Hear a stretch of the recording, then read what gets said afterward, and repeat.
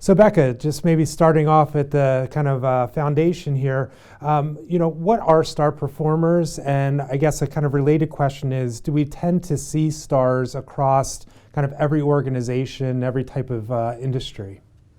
So the short answer is that stars are exceptional performers. They're disproportionately productive relative to other employees.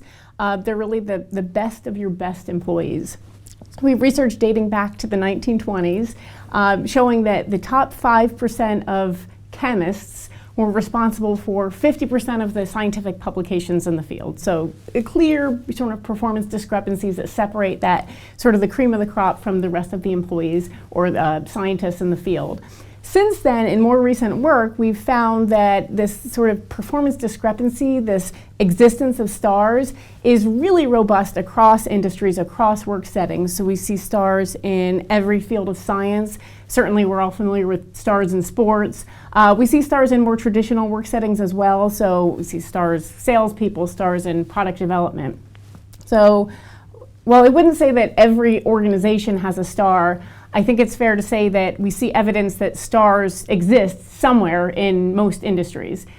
Clearly, the way that these different stars across settings create value is going to vary. So you can imagine the skills that a star salesperson who's cultivating relationships with clients is going to vary a lot from the star scientist who's developing, new drugs. So what holds stars together, what's common across stars, is their exceptional skill, their exceptional expertise, the disproportionate value they're creating for their organizations.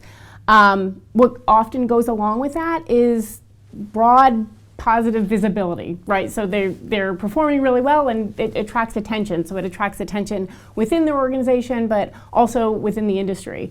And this is good for organizations. You want attention from clients, from other potential talent. Obviously, it also draws attention from other prospective employers. So it makes stars, attractive candidates to other organizations as well, which is sort of the flip side of that. So is there, again, going back to the definition of stars, is there any agreement that stars represent the top kind of 5% of employees, the top 1%, or is it kind of variable across kind of different organizations and different settings? So this is a good question. I think it's across different organizations and different settings. And then from a scholarly standpoint, the way that different people study stars, so it's actually been more recently that we've sort of accepted that we need to acknowledge that in different contexts, people create value in different ways. So in some cases, it may be, you're a star salesperson and you're an individual contributor, and that's how you're creating exceptional value. So we're going to look at your sales. And sort of where that threshold is that makes you a star, that may be up to the industry, it may be up to the organization.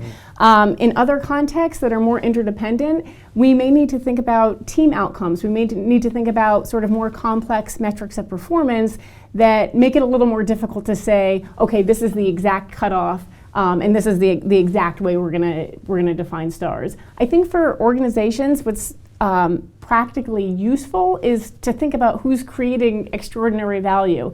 And even, I gave examples before of these different industries, and I said, salesmen versus scientists. Even within an organization, you can have employees in different roles, star employees in different roles, who are drawing on very different skill sets and creating value in very different ways. Mm-hmm.